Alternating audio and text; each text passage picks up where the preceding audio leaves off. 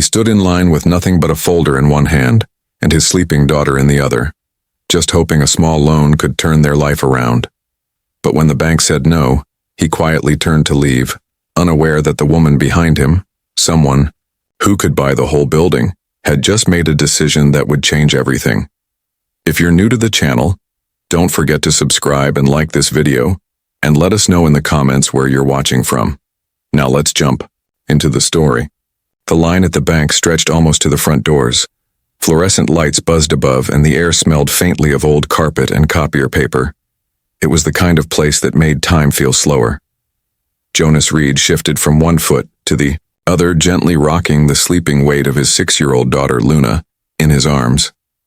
She had fallen asleep with her cheek against his shoulder, her small hands still clutching the edge of his jacket. A pink backpack with a worn-out rainbow patch hung from his elbow. Inside were crayons, folded coloring pages, and an unopened granola bar she'd insisted on bringing but hadn't touched. Jonas checked his watch. His lunch break was nearly over. He only had 1 hour before he needed to be back at the construction site. But this was the only time he could get to the bank this week. He took a breath and stared ahead at the slow-moving line. He was tired, not the kind of tired a nap could fix. This was the deep, soul-heavy kind. Since his layoff 6 months ago, life had become a delicate balancing act. 2 part-time jobs, endless bills, and a car that had died just when he needed it most. Public transport got him to work most days, but it didn't get Luna to school easily. They had missed more than one morning already. He didn't want much. Just enough to buy a decent used car from a neighbor, a car with doors that closed and tires that wouldn't spin out on wet roads. He wasn't asking for luxury. He just wanted stability. Finally, a voice called out, "Number 47, please." Jonas stepped forward, gently shifting Luna's weight to his other arm. She stirred slightly, sighed, and fell back into sleep. The teller smiled politely. Her name tag said, Trina. "Hi," Jonas said with a tired smile. "I'm here about the loan application I submitted last week." Trina tapped her keyboard. Her smile faded just slightly, not unkindly, but like someone bracing for hard news. "Jonas Reed?" "Yes," she nodded. "I'm sorry, Mr. Reed.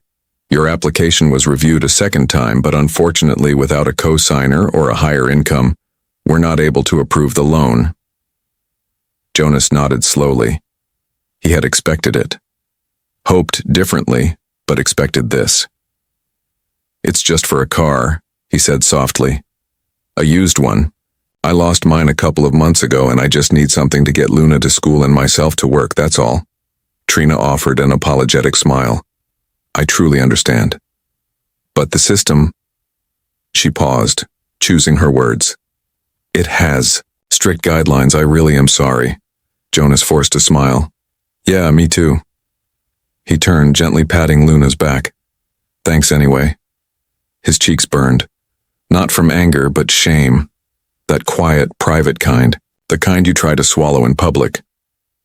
He walked away from the window, head slightly lowered, eyes fixed on the floor tiles, as if they held all the answers. What he didn't see was the woman watching him from just behind in line. She had been standing there the whole time, quietly, hands folded around a neat leather handbag. She wore a gray wool coat and low-heeled shoes. She wasn't fidgeting or checking her phone. In fact, she looked as though she had all the time in the world. Her name was Nora Baines. She had built a life out of technology investments and quiet choices. The world might call her a success story, one of the youngest entrepreneurs to create a company from scratch and sell it for millions. But in that moment, she wasn't thinking about business or balance sheets. She was thinking about her father, and how he once stood at a counter just like this one, with worn-out hands and tired eyes, and a little girl waiting at home. Nora stepped out of line, walking briskly to catch up with Jonas before he reached the door. "Excuse me," she said gently. Jonas turned, surprised. He straightened his back slightly, still holding Luna close. "Sorry, did I hold up the line?" "No," she replied, smiling. "It's not that. I couldn't help but overhear." He blinked, cautious. "Oh." You said you needed the loan for a car? Jonas gave a half-hearted chuckle, nodding. Yeah, but it's okay. We'll figure something out. Nora hesitated for only a second, then reached into her handbag. What's the amount? For the car? He looked at her, confused. Excuse me? The car. How much is it? He squinted like he wasn't sure if this was real. It's about $1,400. I found a decent Honda from a guy down my street. It's not pretty, but it runs. Nora opened a checkbook. Jonas stepped back slightly. Ma'am, I don't know who you are, but I can't take your money. I'm not offering charity, she said calmly. I'm offering help. There's a difference. Luna stirred again and rubbed her eyes. Daddy, did we get the car? Jonas opened his mouth to speak but didn't know what to say. Nora knelt slightly to smile at Luna. I like your backpack, she said warmly. Luna blinked, then smiled sleepily. Jonas stared at Nora, unsure, torn, and overwhelmed. Nora held out the check, her voice steady. All I ask is that one day when you're able, you help someone else, that's all. Jonas didn't move. Not yet. But something in his heart cracked open just a little. And for the first time in months, hope didn't feel so far away. Jonas didn't move at first. He stood in the middle of the bank lobby, frozen as if time had slowed down around him. His daughter, Luna, blinked up at the stranger with sleepy eyes, holding her small unicorn backpack like it was her shield. Nora Baines still held out the check. Her hand didn't shake. Her voice stayed calm. But her eyes held something stronger than money, something real. I know this is a lot, she said gently. But it's not a trick and it's not pity. Jonas looked from the check to her face. Why would you help me? You don't even know who I am. Nora gave a small smile. That's the thing. I don't need to know who you are to know what you're going through. I've seen it before. I've lived some of it. Jonas's grip on Luna tightened a little. She was awake now, quietly watching the two of them like she understood more than her age would suggest. I'm not trying to be rude, Jonas said, his voice low. But I've been doing this on my own for a long time. I'm not looking for handouts. I'm not offering one, Nora said without missing a beat. I'm offering help, one person to another. No strings, no debt. He glanced down at the check again. His pride whispered no. But something else, something softer, begged him to say yes. Luna tugged on his shirt. Daddy, she said softly. She seems nice. Jonas let out a shaky breath, almost a laugh. Yeah, she does. Still, he hesitated. Old habits died hard. He had learned not to rely on anyone, not after so many people had walked out on him over the years. Trust was not easy to give. Nora seemed to understand. Look, she said, her voice quieter now. When I was little, my dad worked 2 jobs. He raised me by himself. I remember him going to a bank once just like this. I waited outside with a plastic cup of lemonade we couldn't afford. He came out with empty hands and tired eyes. Jonas swallowed. I always wondered what might have happened if someone had stepped in, she said. That stuck with me. So, now when I see someone in that same place, I can't walk away. The room around them had quieted. The other people in line had noticed the conversation, though they tried to look casual. Trina, the teller, was peeking over the counter. There was something about the moment that made everyone pause. Jonas looked down at Luna. Her big eyes were full of questions and hope. He looked back at Nora. I don't know what to say. Say yes, she replied. And someday when you can help someone else, that's it. Pay it forward. He took the check, slowly, like it might disappear. You're serious. Nora smiled. Dead serious. He stared at the numbers. It was exactly what he needed for the car, no more, no less. She hadn't asked for his ID, his name, or anything in return. I don't know how to thank you, he said. You just did, she replied. Luna tugged on his sleeve. Do we have a car now, Daddy? Jonas knelt down beside her and kissed. the top of her head. Looks like we do, baby. Luna grinned, then looked at Nora. Thank you, lady. You're very welcome, Nora said, her voice warm. Jonas stood and looked Nora in the eye. I'll pay this forward, I promise. I believe you, she said. As Jonas walked out of the bank, holding Luna's hand and the check like it was something sacred, the room remained unusually quiet. A man in line wiped his eyes. Another clapped once, unsure what else to do. Even Trina behind the glass smiled a little wider. Outside, the sky had turned from gray to blue. Jonas looked up at it for a moment, as if trying to believe the shift was real. Then he looked down at Luna and smiled. Let's go get that car, he said. Nora stayed in the bank a moment longer. She returned to her spot in line, but the moment had changed her. There had been something about Jonas's face when he took the check, something that reminded her of her father years ago. That same mix of pride and exhaustion, that silent cry for help that few people ever hear. She pulled out her phone and opened her notes app. At the top she typed, 1 step forward, foundation idea. She didn't know what it would become yet, but something inside her told her this was just the beginning. It started as a quiet moment, a single act of kindness between two strangers in a bank. But like a stone dropped into still water, it created ripples that stretched far beyond what anyone could have imagined. 3 weeks had passed since Nora Baines handed Jonas Reed that check. The video from the bank's security camera was never meant to be seen by the world. But someone from the line that day had quietly requested a copy. They posted it online with a simple caption. This is what real kindness looks like. Within hours, it began to spread. First in local community pages, then to national news outlets. People didn't share it because Nora was wealthy. Most didn't even recognize her at first. They shared it because of the moment when Jonas hugged his daughter outside the bank, how he dropped to his knees on the sidewalk, holding her like he'd just been handed the world. No one needed to hear what he was saying. His tears said it. All news headlines followed. Stranger pays for single dad's car. Pay it forward story melts hearts across the country, and anonymous gift sparks hope. Reporters wanted to interview Nora, but she refused to go on camera. This wasn't about me, she told them gently. It was about doing something when it mattered. But Nora did do something else, something bigger. 2 weeks after the video went viral, she launched a small foundation called 1 Step Forward. It was simple at first. A grant program for parents and caretakers who had been turned away from traditional banks for small, life-changing needs. Things like used cars, tools for work, or deposits for childcare.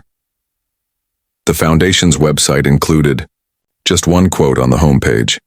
Sometimes the difference between standing still and moving forward is one person choosing to help. Applications flooded in. So did donations. Nora had expected it to be a small project, quiet and local. But strangers from all over began to contribute. Some gave money. Others wrote notes about how they too had once been helped, or wished someone had helped them when they needed it most. One woman from Nebraska wrote, I don't have much, but I know what it's like to cry in the bank parking lot. Please, help someone else get their chance. Meanwhile, life was starting to look different for Jonas and Luna.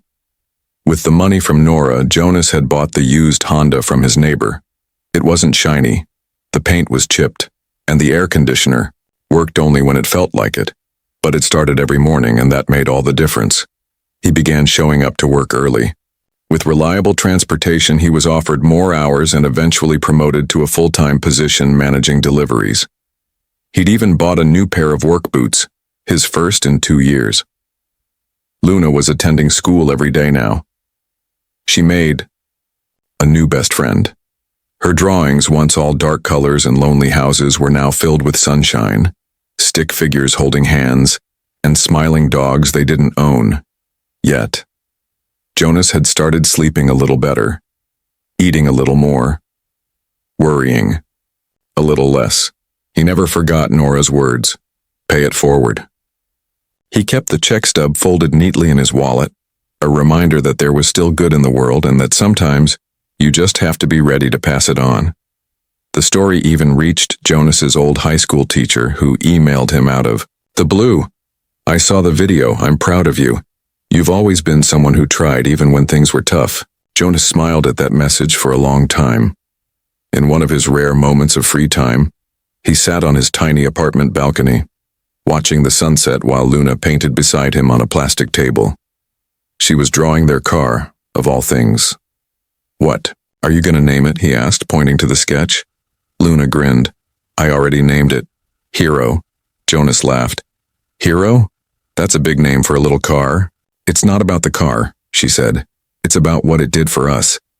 He looked at her, surprised by the wisdom behind her words. Sometimes kids just know things. Later that night, Jonas went online to the One Step Forward website.